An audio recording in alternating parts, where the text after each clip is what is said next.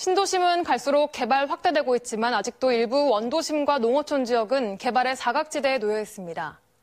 마을은 낡고 오래돼 살기 불편할 뿐 아니라 재난에 취약하다 보니 주민들은 불안해하고 있습니다. 김양훈 기자가 현장 취재했습니다.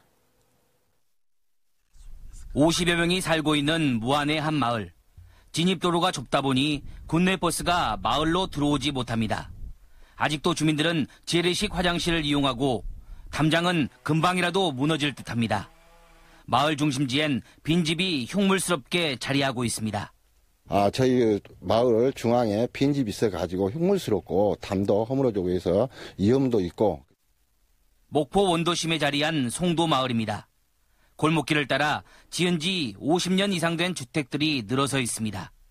세월이 흐른 만큼 주거 환경은 열악합니다. 골목 곳곳에 빈집이 많고 햇볕이 안 들어 연탄재를 길에 뿌려야만 통행이 가능합니다.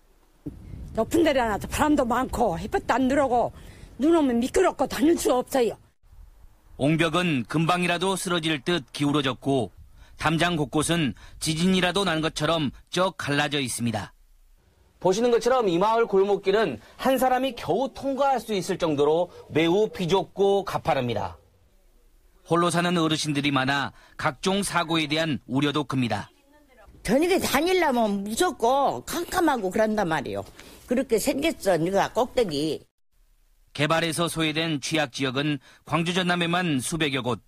여느 때보다 더 매서운 올해 강추위는 주민들의 발끝을 더욱 시리게 만드는 반갑지 않은 겨울 손님입니다.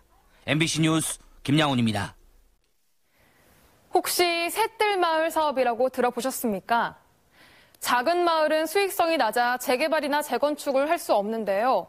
이 같은 도시 달동네나 농어촌 등 경제적 여건이 어려운 소외 지역을 대상으로 주거 환경을 개선하는 민관 합동 사업이 이 샛들마을 사업입니다. 지난 2015년부터 시작됐는데 광주 전남 35곳을 비롯해 현재 전국적으로 202개소에서 샛들마을 사업이 진행되고 있습니다. 주거 환경이 좋아진다는 희망에 주민들의 호응도 좋은데요. 올해부터 신규 사업이 중단됐다고 합니다. 김윤 기자가 보도합니다. 마을 주민들이 주민센터에 모였습니다. 주거 취약지역 개선 사업인 샛들마을 사업 진행 상황을 듣기 위해서입니다. 주택을 어떻게 고칠지 등 모든 것을 주민들이 전문가와 의논해 직접 결정합니다. 허름한 집 수리는 물론 소방도로와 범죄 예방시설이 샛들마을 사업을 통해 대폭 보강됩니다. 쾌적하고 안전한 마을로 바뀌는 겁니다.